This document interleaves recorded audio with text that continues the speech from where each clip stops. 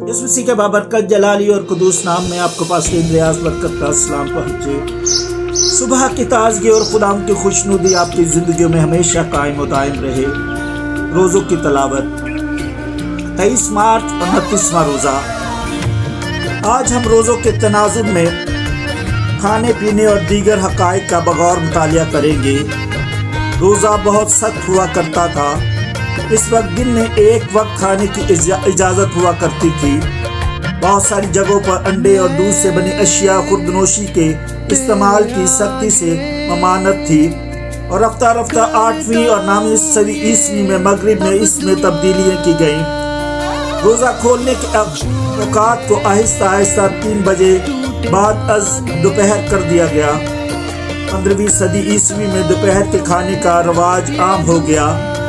6वीं सदी ईस्वी में शाम की इबादत पहले खाने की इजाज़त थी। वस्त मिडल एज में फल खाने की इजाज़त नहीं थी। 15वीं सदी ईस्वी से दूध पर मुश्तमिल तमाम खुर्दनोश मुस्तस्ना करार दिया गया था। रसूलों के अमाल के मुताबिक रोमन कैथलिक कलीसिया रोज़े की पाबंदी लैंड के पहले दिन और इबादत जुमे को लाजमी तौर पर करती थी। मशरकी कलीसिया में खाने गोश्त और अंडे और दूध पर मुश्तमिल अशिया खुर्दनोशी से परहेज अभी देखने में आता है।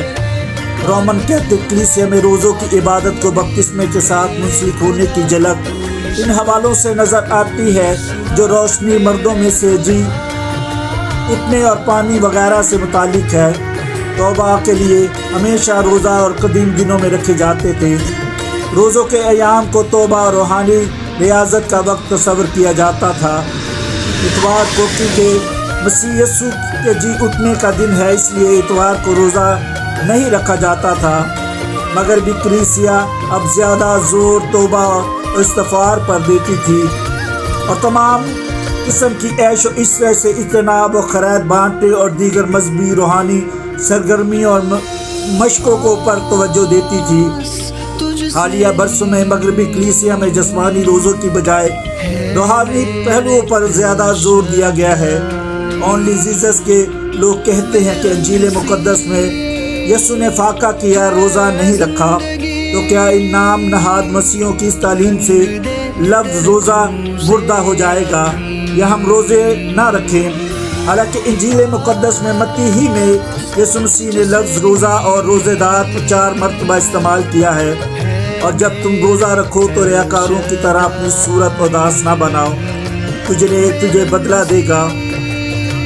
यीशु मसीह के 40 दिन और रात के रोज़े का मफ़हूम यही है।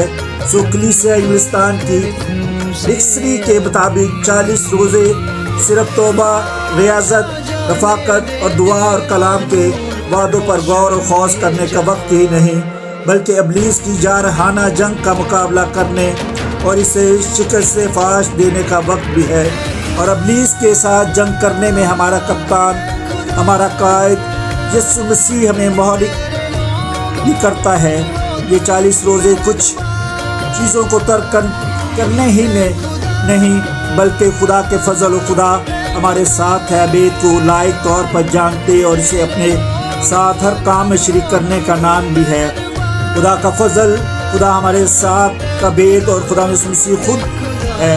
ये रोज़े एक मसीह को मुसाफराना ज़िंदगी में रूहानी तरक्की की हदायत करते हैं।